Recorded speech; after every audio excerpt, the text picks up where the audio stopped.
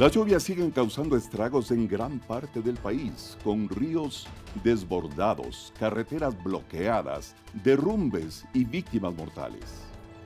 Así es, según la Secretaría General de Riesgos, hasta el momento se cuantifican 11 fallecidos, 3.700 damnificados y más de 47.000 afectados. Las imágenes, amigos, son impactantes. Saludos, ya les contamos detalles. Esto y mucho más aquí en Impacto Semanal. Bienvenidos.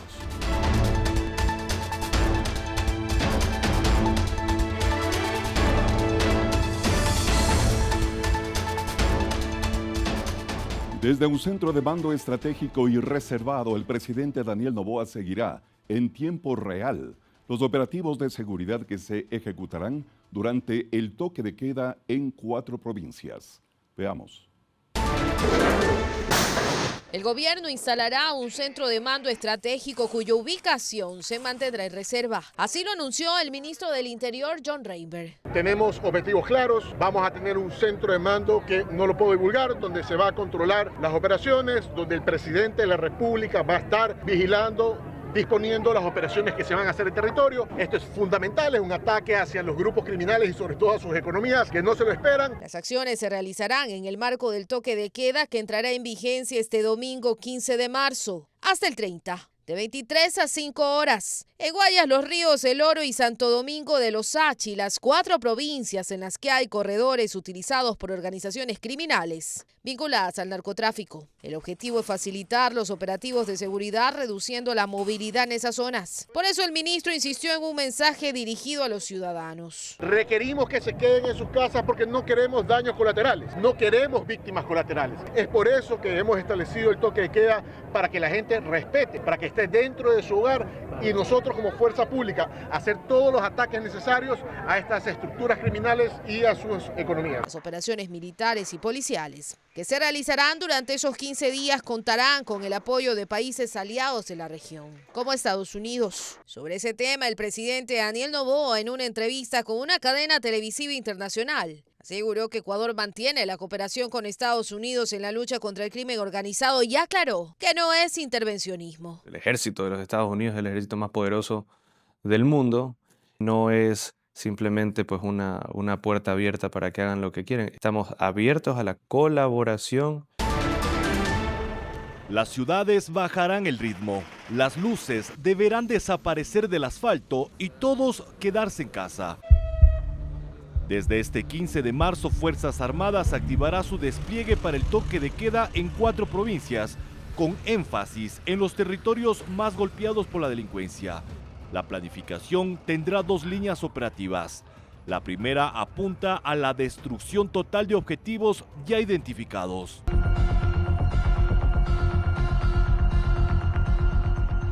La segunda se concentra en el ámbito urbano.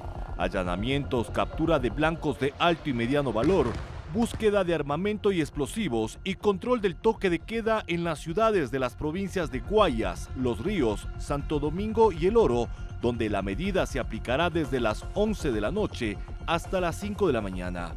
Y con eso nos va a permitir también que las operaciones, las misiones, las muertes violentas especialmente y todas las actividades delictivas que realizan estos grupos delincuenciales sean controlados de mejor manera. Una de las novedades que aplicará las Fuerzas Armadas serán unidades en motos. El general Milton Rodríguez, comandante de la primera división del ejército Shiris, confirmó que las unidades tácticas se han especializado durante varios meses en operaciones en 2 ruedas. Primera vez estamos en el ejército utilizando motocicletas con soldados profesionales, con la capacitación, con el entrenamiento para poder realizar persecuciones a todos los terroristas que están delinquiendo y que causan la inseguridad en el país. Esto se viene empleando en la provincia de Los Ríos, fundamentalmente en el cantón Quevedo y en el cantón Babahoyo. Fuerzas Armadas sostiene que aunque la restricción nocturna regirá en Guayas, Los Ríos, Santo Domingo y El Oro, las intervenciones militares se intensificarán a escala nacional, pero el despliegue de personal se dirigirá principalmente a las 4 provincias con más homicidios. En total, el país cuenta con 44.000 miembros de Fuerzas Armadas. La apuesta es utilizar esa capacidad en zonas priorizadas con más presencia en la noche, cuando el delito intenta moverse entre las sombras. Ecuador se suma a la coalición Cumbre de las Américas, una alianza impulsada por Washington para enfrentar al narcotráfico. Veamos el análisis de los especialistas.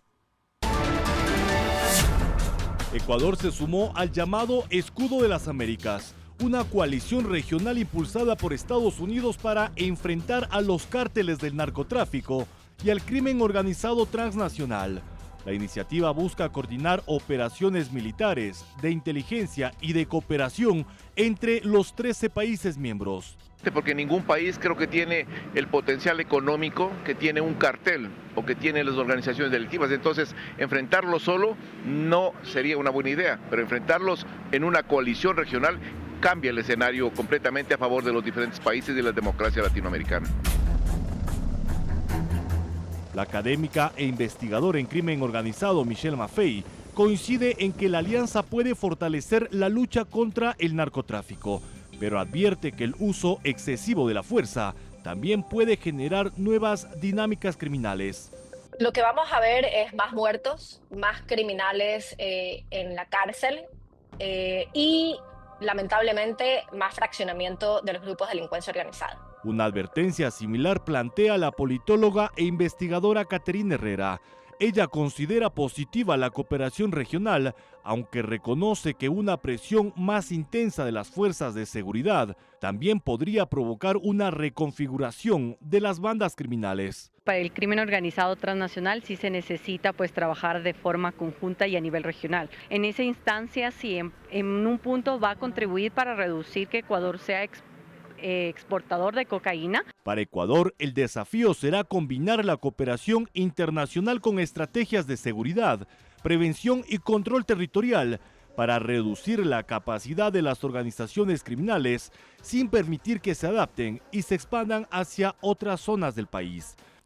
Ecuador tendrá en Quito una oficina del FBI que trabajará de forma articulada con una nueva unidad de la Policía Nacional en la lucha contra el crimen organizado, el narcotráfico y otros delitos.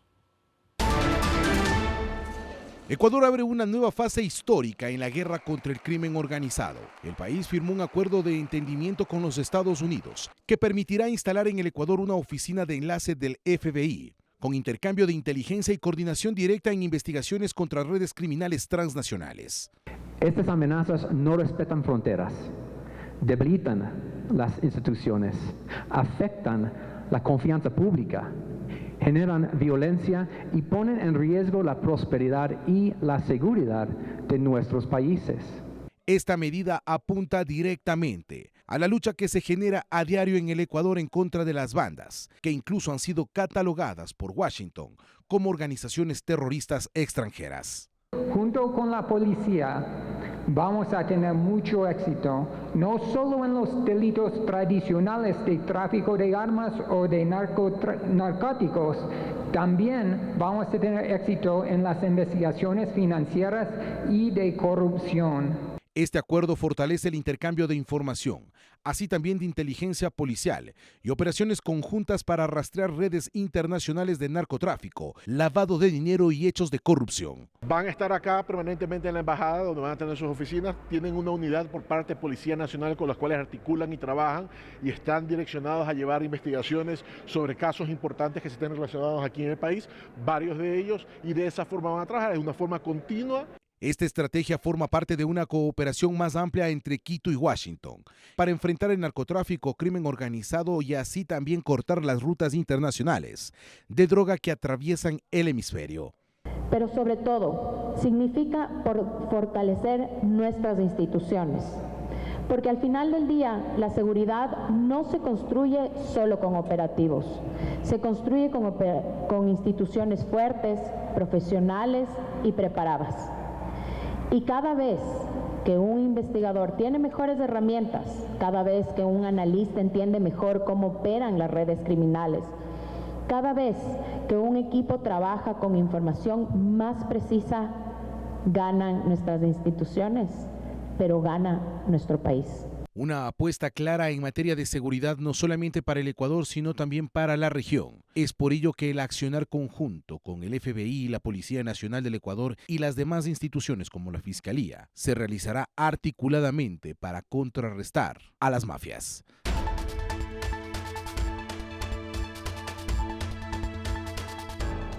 En el tema de las lluvias, el desbordamiento del río Saltia en Zaruma deja 15 casas afectadas, 50% sin fluido eléctrico y decenas de familias evacuadas.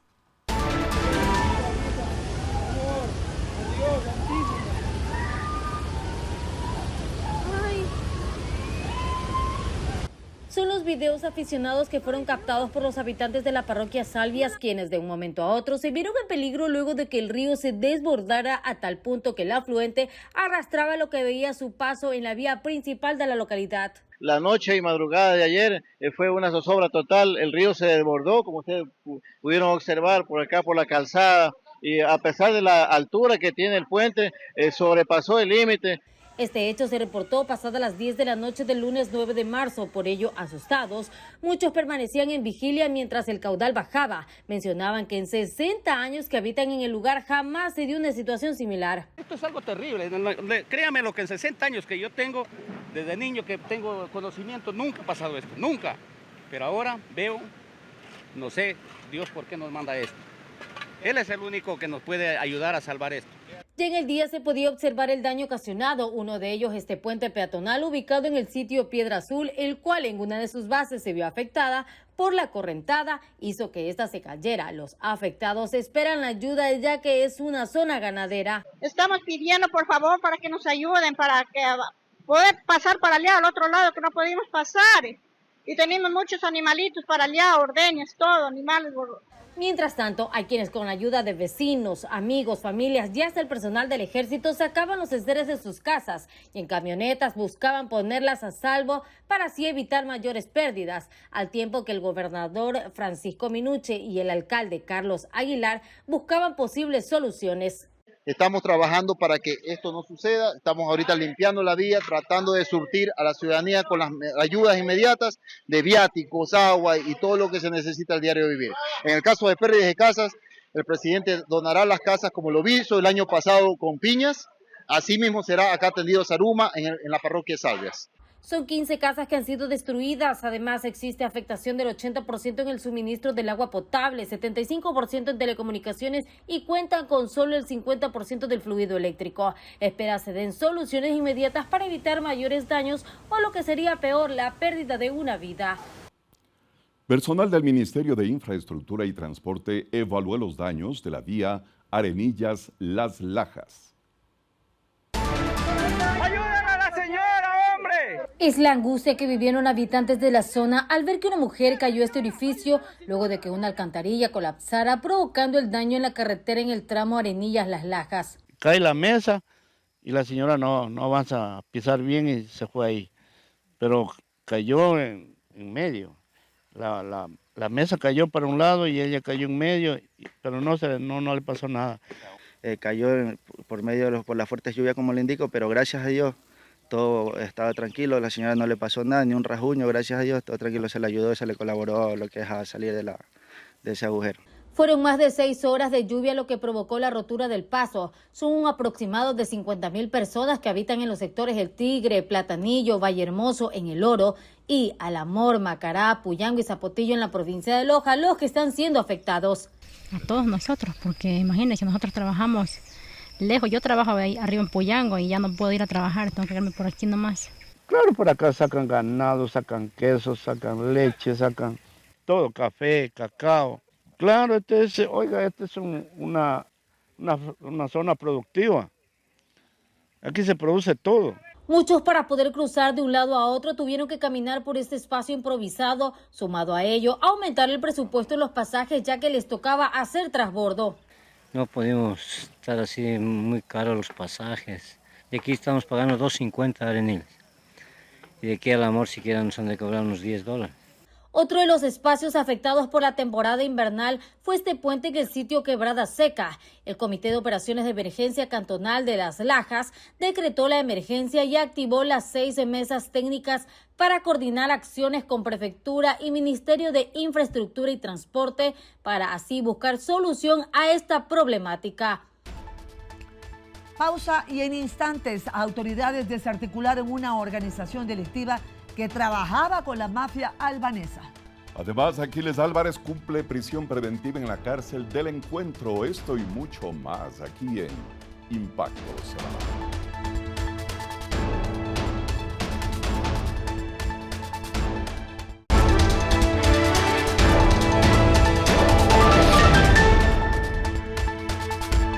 Una organización delictiva que trabajaba con la mafia albanesa fue desarticulada por la policía en un operativo conjunto con unidades internacionales. Tras 20 allanamientos ejecutados en las provincias del Guayas, El Oro, Chimborazo y Manabí, la policía desarticuló una estructura criminal que operaba junto a la mafia albanesa contaminando contenedores en los puertos de Pozorja y Guayaquil.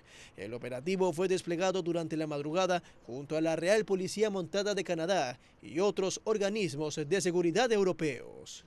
Se logró desarticular una estructura de los lagartos que trabajaban con la mafia albanesa, donde dentro de las operaciones ellos trataron de mover cerca de 68 millones de dólares en droga a diferentes países como Rusia, Canadá y países europeos. En total, 26 personas fueron aprehendidas. Todos formarían parte de este entramado criminal con el que pretendían introducir la droga a estos países en Europa a través de los puertos canadienses. Hay personal de los puertos, hay personal de quienes eran los conductores de los trailers, hay personas vinculadas a compañías de donde era contaminada la carga, hay personas quienes manejaban los patios o vinculados a los patios de donde salían los contenedores. Es una estructura muy completa que ellos tenían para que nada pueda quedar fuera de las contaminaciones que ellos realizaban.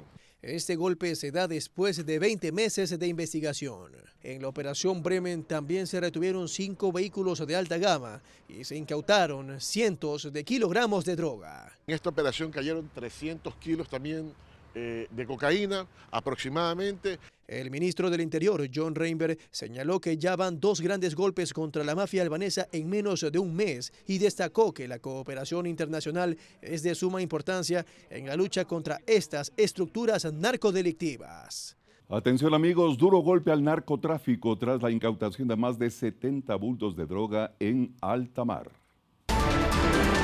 El cargamento compuesto por 67 bultos con sustancias sujetas a fiscalización fue detectado mientras era transportado en una lancha rápida con doble motor que navegaba en aguas del Pacífico con presunto destino hacia Norteamérica. Salen de toda nuestra costa continental, desde Salinas hasta Esmeraldas, y van bajando un poco al sur y luego cogen al oeste. De acuerdo con información oficial, durante el operativo de control marítimo, las unidades de la Armada del Ecuador iniciaron la persecución de la embarcación sospechosa. Al notar la presencia de los uniformados, los ocupantes de la lancha arrojaron los paquetes al mar para evitar ser capturados y posteriormente se dieron a la fuga sin la carga. La operación se realizó a 130 millas del perfil costanero, al frente más o menos de Manta. Sí. La operación se realizó con nuestras unidades. Tras la persecución, los equipos navales ejecutaron un operativo de recuperación en el área, logrando rescatar los 67 bultos que permanecían flotando en el agua. El cargamento fue trasladado posteriormente hasta el puerto de Manta, donde quedó bajo custodia de las autoridades para los procedimientos legales correspondientes. Muchas de estas embarcaciones lo arrojan en ciertos lugares y otras embarcaciones son las que lo van y lo recogen y lo llevan hacia otro punto. Y estas boyas, estas valijas permiten localizarlas. Con su georreferenciación permiten localizar este cargamento. Según se indicó, la operación fue posible gracias a la información proporcionada por unidades de inteligencia de la Policía Nacional, que alertaron sobre la posible ruta y el punto donde la embarcación podría ser interceptada en alta mar. Las autoridades estiman que el valor de la droga incautada superaría los 50 millones de dólares en el mercado internacional. 5 personas fueron asesinadas en el cantón Arenillas, en la provincia de El Oro. Hay 3 detenidos. El hecho violento se reportó al mediodía de este miércoles 11 de marzo cuando 5 personas que se movilizaban en este vehículo fueron asesinadas al estilo sicariato en esta guardarraya en la vía a la parroquia La Cuca. Bueno, en este evento es una situación de 5 personas fallecidas por varios impactos de armas de fuego. Una vez que llegó la alerta del ECU 911, Policía Nacional activó los subsistemas preventivo, investigativo y de inteligencia. Al observar la escena, esta parecía de terror, pues 4 de los cuerpos estaban sin vida al interior del vehículo, mientras que uno de ellos al parecer trató de huir y salió del automotor. Sin embargo, a pesar de que corrió, fue alcanzado por sus verdugos, quienes también le dispararon. Y estamos analizando mediante el subsistema investigativo y de inteligencia qué es lo que estaban haciendo acá en este sector de La Cuca, ya que en una información preliminar no pertenecen acá a la provincia del Oro, que han venido de otra provincia y se encontraban en este punto. Es por esto que este otro grupo delictivo organizado arremete contra estas personas utilizando armas cortas. Tenemos alrededor de 30 indicios balísticos. La policía logró la captura de 3 sujetos, 2 de ellos en la escena, quienes presuntamente estaban minutos antes con los fallecidos, mientras que la tercera persona detenida tras un allanamiento se le encontró panfletos y 20 tacos de dinamita. Disputa, como le manifiesto, en otro punto de aquí que se hizo un allanamiento, se encontró unos panfletos en donde amenazan a otro grupo delictivo organizado. De igual manera, como ustedes conocen esta zona, tenemos 2 grupos, los cuales por disputa de territorio se cometen este tipo de situaciones acá en el sector. ¿En cuanto al vehículo, coronel? Sí. Como Darwin Leodán Bravo Intriago, de 29 años, y Nexar Marino Mejía Macías, de 27, fueron identificadas 2 de las víctimas, mientras que las otras 3, hasta el cierre de esta nota, estaban como NN. En lo judicial, el fiscal general del Estado señaló que los casos AAA y goleada tienen sustento para demostrar los presuntos delitos como venta ilegal de hidrocarburos subsidiados, defraudación tributaria y lavado de activos. La defensa de los procesados en el denominado caso AAA y también en el caso goleada, como son por parte de los hermanos de Aquiles Álvarez y también su persona, han señalado que no existen elementos de convicción para probar tanto el delito hidrocarburífero en el caso AAA como en el caso goleada sobre una presunta defraudación tributaria, incluido lavado de activos. Pero estos casos tendrían todo un sustento jurídico, con indicios fuertemente recabados por parte de Fiscalía. Así lo señala el fiscal general del Estado, Carlos Alarcón. Hay que ser completamente claros, y el caso AAA es un caso sólido. Y es por eso que se encuentra en una audiencia de juicio, que son la trazabilidad del hidrocarburo, otros elementos de convicción que son el desvío del hidrocarburo, otro elemento de convicción que son el almacenamiento del hidrocarburo, que es más de lo normal. Para el principal del Ministerio Público, la defensa de los procesados ha tratado de desviar la atención de la opinión pública, intentando posicionar una narrativa de que supuestamente el caso AAA y el caso goleada son el mismo proceso. Pero todo esto sería una falacia, pues a su criterio, cada uno de los casos está sustentado. El fruto de este dinero que se obtuvo de una manera ilegal, mediante una estructura completamente organizada, se realizó mediante empresas. Estas empresas, entre ellas Alba 3 y una offshore en Panamá, para cometer el presunto delito de lavado de activos. Pero en este caso no solamente estarían los elementos de convicción recopilados por Fiscalía, sino también la cooperación por parte de José Ricardo Ceballos, quien habría sido fundador y socio de una de las empresas investigadas en torno a los hermanos Álvarez y los otros procesados en esta causa, pues entregó información como dispositivos en donde constan chats y otros documentos que han sido explotados y periciados para ser presentados durante este caso. Aquiles Álvarez cumple prisión preventiva en la cárcel del Encuentro en la provincia de Santa Elena, uno de los penales más seguros del país. En esta avioneta que la tarde del domingo aterrizó en la pista del aeropuerto de Guayaquil, fue traído desde la cárcel de La Tacunga el alcalde Aquiles Álvarez. Bajó esposado, vestido de naranja y escoltado por 4 uniformados, 2 de ellos armados, para subirse a otra aeronave, este helicóptero. Y apenas unos minutos después, exactamente a las 17:25 del 8 de marzo de 2026, despegó.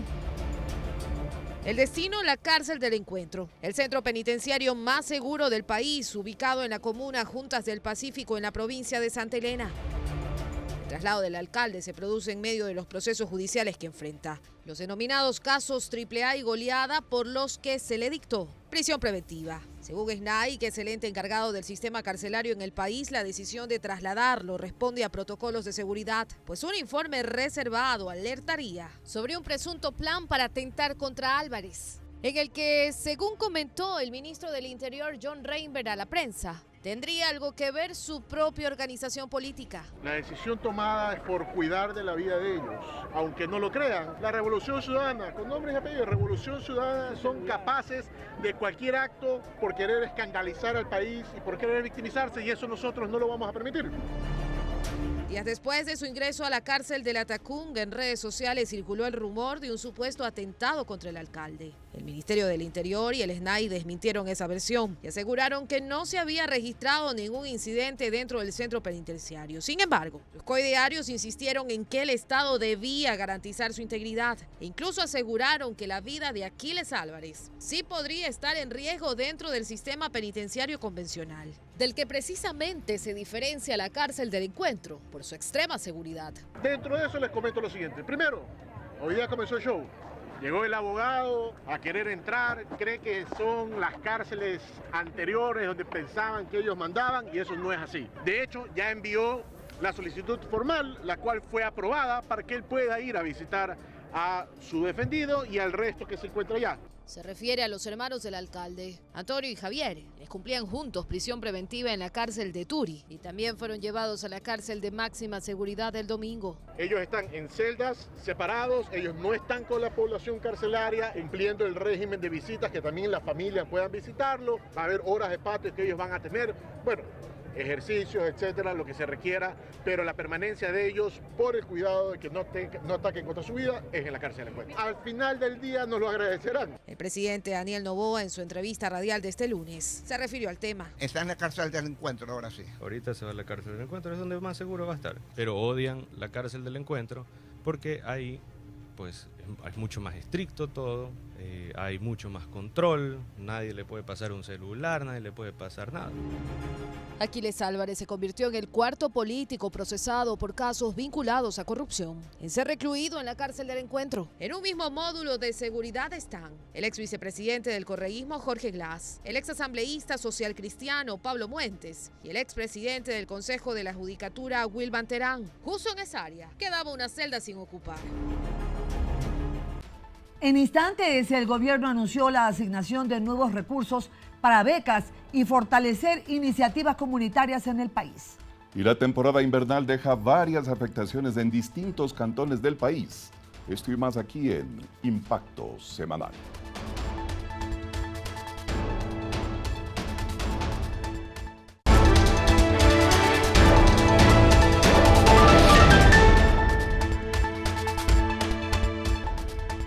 José Antonio Kast asumió la presidencia de Chile e inicia un gobierno de emergencia centrado en la seguridad y la austeridad económica.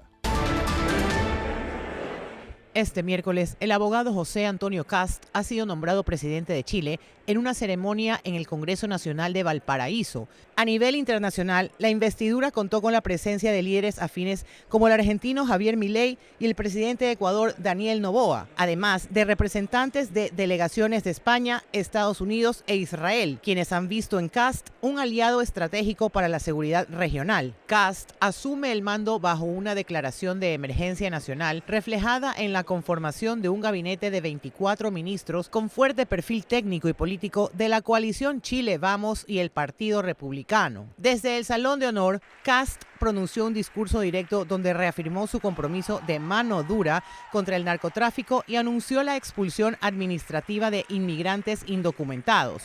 Con la banda presidencial en el pecho, Kast vuela a Santiago para dirigirse al país desde los balcones de La Moneda.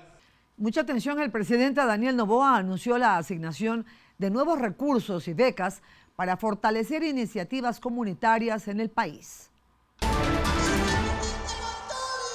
El gobierno anunció nuevos recursos para impulsar proyectos productivos dirigidos a pueblos y nacionalidades del Ecuador. En el Coliseo del Colegio Vicente Rocafuerte de Guayaquil, el presidente de la República, Daniel Noboa, lideró el evento denominado Desde Guayas generamos oportunidades para los pueblos indígenas, afro y montuyos del Ecuador, en que se presentaron iniciativas financiadas por el Estado. La Secretaría de Pueblos y Nacionalidades informó que en la convocatoria 2026 se respaldarán 12 proyectos productivos con un desembolso superior a 1.3 millones de dólares para fortalecer emprendimientos comunitarios y mejorar las condiciones de vida de sus beneficiarios. Por primera vez en la historia de este Ecuador, desde que existimos los pueblos y nacionalidades, un gobierno ha invertido 11 millones de dólares para financiar más de 100 proyectos en todo el país. Además, la estrategia incluye becas del Plan PIAN, que es el programa de incentivos para la agricultura y los medios de vida en comunidades indígenas, afroecuatorianas y montubias. Alison Valencia es una de las beneficiarias. Gracias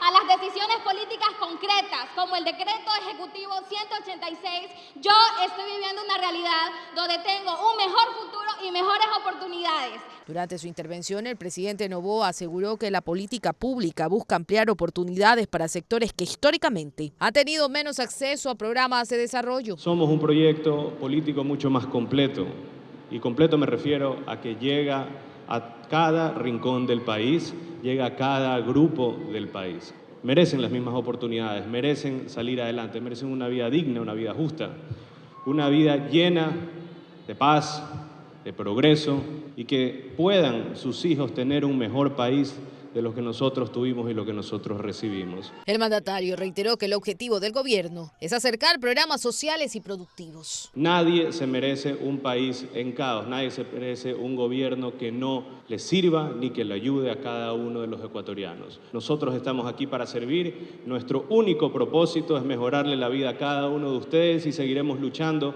para que así sea. Al evento asistieron también varios asambleístas, quienes compartieron con los representantes de las comunidades.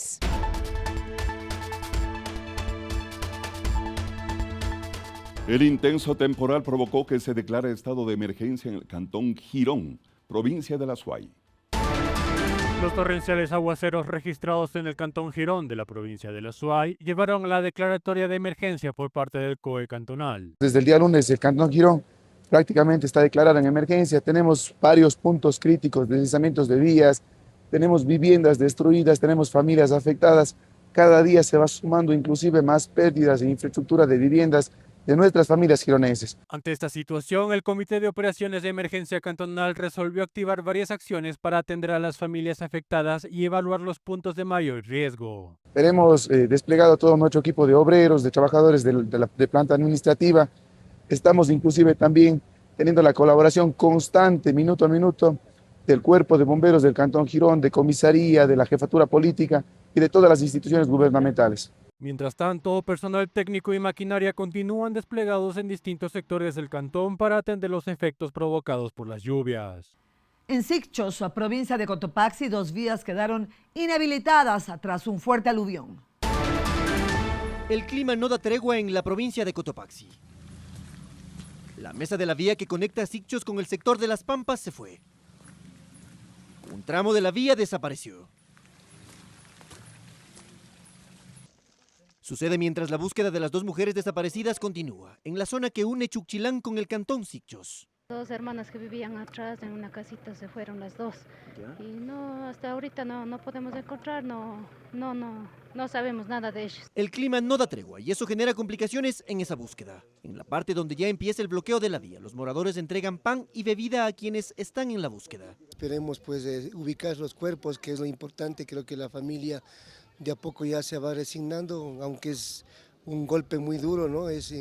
Creo que nadie aceptamos esas cosas que nos prevé el destino. En algunos sectores ya no está nadie. Han sido evacuados por precaución. También hemos tenido pérdidas agrícolas, también pérdidas pecuarias, animalitos que hemos podido encontrar tanto el día de ayer como el día de hoy entre chanchos y vaconas, y también una vaquita que le encontramos en medio de rumbo que la gente de la comunidad lo ingresó a sacar y obviamente ya está a buen recaudo. El clima golpea a Cotopaxi, a Sicchos, a varios puntos del país. Breve pausa y enseguida la ofensiva de Estados Unidos e Israel contra Irán agrava la crisis energética mundial. Tendremos un análisis sobre este tema. Esto y mucho más, amigos, en Impacto Semanal. No se vayan.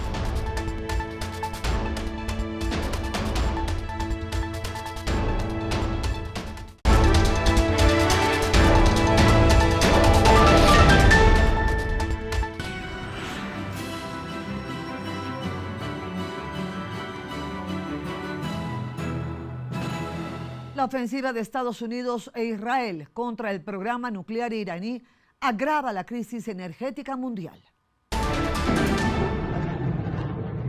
El ataque ejecutado este jueves 12 de marzo contra un complejo vinculado a pruebas de explosivos nucleares en Parchin Talegán marca el punto más crítico de la ofensiva que Israel y Estados Unidos mantienen sobre Irán desde hace 13 días. Según los reportes de mando militar israelí, la operación buscaba desmantelar instalaciones donde se desarrollaba tecnología de detonaciones atómicas, una acción que Tel Aviv justifica como la eliminación de una amenaza global. En paralelo a la escalada en Medio Oriente, el presidente Donald Trump reveló que las fuerzas de seguridad estadounidenses mantienen bajo vigilancia total a todas las células terroristas iraníes dentro del país. Sabemos dónde está la mayoría. Creo que los tenemos bajo vigilancia total. No se nos escapa ni uno. Llegaron en masa bajo el mando de Joe Biden, el peor presidente en la historia de Estados Unidos. La guerra se libra a un nivel nunca antes visto, pero ahora estamos despiertos y fuertes. El mandatario afirmó que conocen la ubicación de la mayoría y aseguró que no se les escapa ninguna, a tiempo que arremetió contra la administración de Joe Biden, a quien acusó de permitir la entrada masiva de estas amenazas. Las consecuencias de estos ataques han provocado la mayor crisis energética en la historia del mercado petrolero, con el estrecho de Hormuz bloqueado por las minas y la paralización de las exportaciones de los principales productores de la región. El precio del crudo llegó a tocar esta semana los $119 por barril. La Agencia Internacional de Energía ha tenido que intervenir de manera urgente, autorizando la liberación de 400 millones de barriles de las reservas estratégicas de sus países miembros. Mientras en el terreno militar, las fuerzas estadounidenses e israelíes aseguran haber degradado la capacidad de respuesta de Irán, destruyendo cientos de sistemas de defensa y barcos de guerra. Los principales exportadores, como Arabia Saudita, Kuwait y los Emiratos Árabes Unidos, han tenido que detener gran parte de sus envíos ante la imposibilidad de transitar por rutas seguras. En una comparecencia de alto nivel que marca el rumbo de la campaña militar iniciada el pasado 28 de febrero, el almirante Brad Cooper, jefe del Comando Central de los Estados Unidos, ha ofrecido un balance devastador sobre el estado actual de la operación Furia Épica.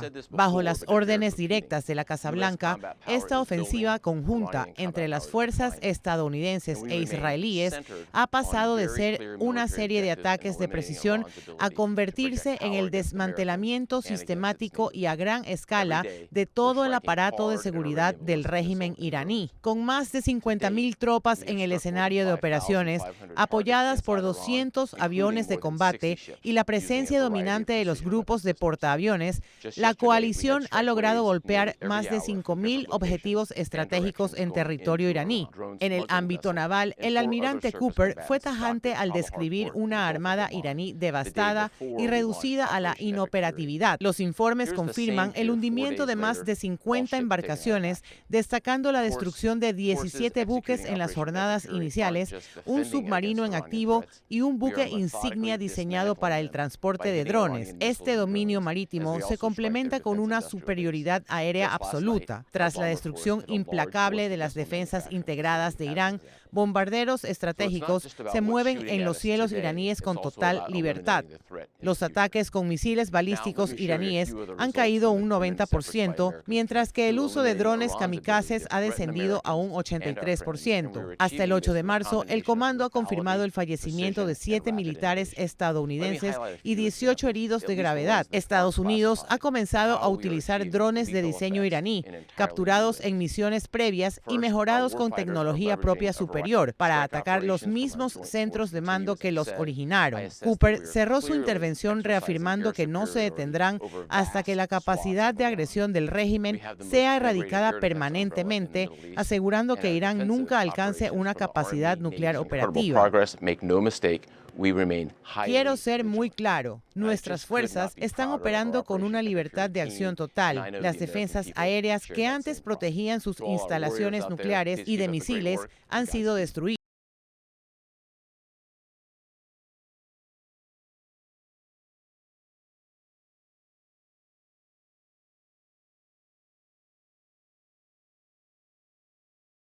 «15 días de la ofensiva de Estados Unidos de Israel contra Irán, con miles de objetivos alcanzados y el involucramiento directo o indirecto de al menos 23 países.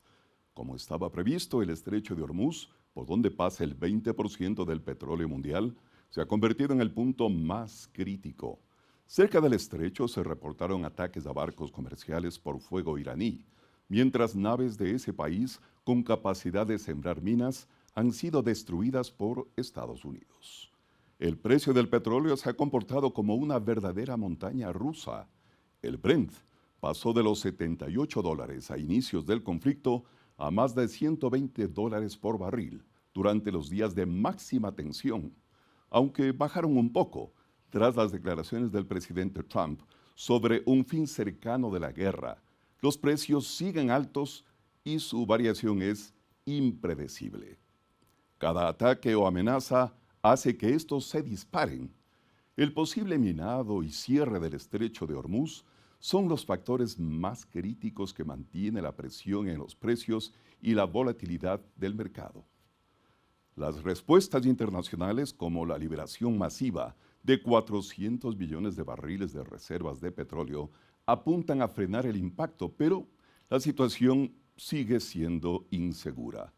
En pocas palabras, la guerra y el riesgo de bloqueo del estrecho de Hormuz mantienen el petróleo en niveles elevados. El mundo mira el desarrollo de los acontecimientos y cómo se protegerá a uno de los pasos más críticos del planeta, que se encuentra en el foco mismo del conflicto.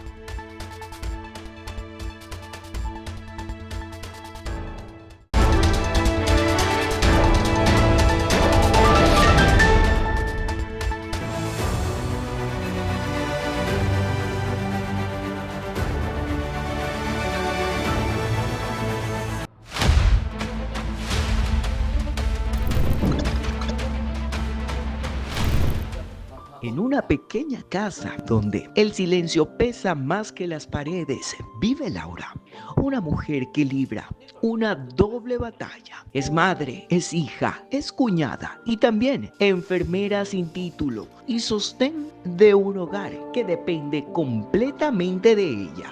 Me tocó recibir a mi madre, la tengo aquí en mi poder, veo por ella. Mi cuñada era una mujer de calle, era alcohólica. Me tocó recogerla por piedad. ¿Es dura tu vida? Muy dura. Es muy dura, totalmente. Estoy en tratamiento psicológico. Tomo medicación para la depresión. Soy hipertensa, diabética. Estoy operada recién. Me siento abrumada. Su madre y su cuñada permanecen postradas en una cama, una debilitada por los años y la enfermedad, y la otra atrapada en los laberintos de la esquizofrenia que la desconectan de la realidad. Ambas necesitan pañales, medicamentos para poder conciliar el sueño, atención constante. Me siento desesperada. Mi esposo no le alcanza. Como usted ve, son las dos. La alimentación, la vestimenta, la medicación. ¿Qué toma ella? Quetiapina. Eso es para dormir. Ella tiene esquizofrenia también. Como yo alguna vez le dije a alguien, yo necesito que me den dinero, ayúdenme con pañales, que es lo que yo necesito, y en el caso de ella, una institución donde me ayuden a tenerla. Una psicóloga me ayudó con una dirección y todo, pero vale como $600 la mensualidad. Ella era docente, amaba enseñar, extraña el aula, la pizarra, las risas de sus alumnos, añora volver a trabajar. Mire, yo soy docente, trabajé 11 años como inspectora en un colegio fiscal. ¿Tú crees que tu vida sería diferente si volverías a ser como antes? Sí, yo creo que sí. ¿Qué es lo que más añoras? Trabajar. ¿Sientes que te estás enfermando de vivir así? Sí, sí. Me descubrieron que tenía un nódulo en la garganta, en la tiroides. Pues no es uno, tengo 3. El doctor que me veía me trasladó a Solca y en Solca pues me estoy haciendo tratar. ¿Tienes miedo? No, sí, un poco de miedo.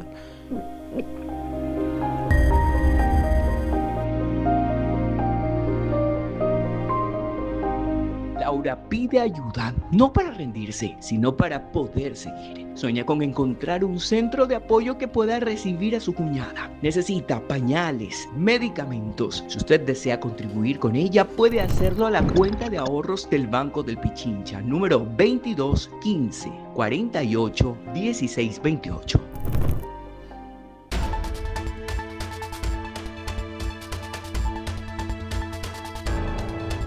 Atención amigos, el informe final del proyecto de ley para el fortalecimiento del sistema penitenciario plantea que las personas privadas de libertad realicen trabajos para cubrir los costos de su estadía en prisión. Lo que era una propuesta podría consolidarse a través de un proyecto de ley. Si la Asamblea aprueba el informe final en los próximos días, las personas privadas de la libertad tendrán que trabajar para cubrir los gastos que implica para el Estado que ellos estén en prisión. Actividades de carpintería, de soldadura, de costura, de arte, incluso de pintura, que les permita sustentar sus necesidades y generar recursos para su propia manutención. El proyecto establece que en un plazo máximo de 36 meses, el Sistema Nacional de Rehabilitación Social deberá implementar una política pública de trabajo interno para las personas privadas de libertad, con el objetivo de promover procesos de rehabilitación mediante actividades laborales y productivas, en concordancia con los derechos establecidos en la Constitución. Puede ser que necesitemos pupitres y que ellos puedan elaborar estos y que puedan ser destinados a escuelas. Justamente eso es lo que queremos, que haya esta verdadera rehabilitación social, que es para lo que fueron creados los centros penitenciarios. El informe también incorpora otras reformas al sistema carcelario, entre ellas la posibilidad de que los guías penitenciarios utilicen el uso progresivo de la fuerza dentro de los centros de rehabilitación social. Estos planteamientos han generado cuestionamientos en la revolución ciudadana. Puede generar ambigüedad en la interpretación de estas normas. Ello implica riesgos tanto para los derechos de las personas privadas de libertad como para la seguridad jurídica de los propios agentes penitenciarios. El documento que será sometido a debate y votación en el Pleno Legislativo también contempla que policías y militares en servicio pasivo puedan incorporarse al sistema penitenciario. Y con esta última nota nos despedimos agradeciéndoles como siempre su sintonía, amigos televidentes. Hasta la próxima semana. Les esperamos los sábados a las 20 horas y los domingos a las 6 horas aquí en Impacto Semanal. Buena suerte amigos.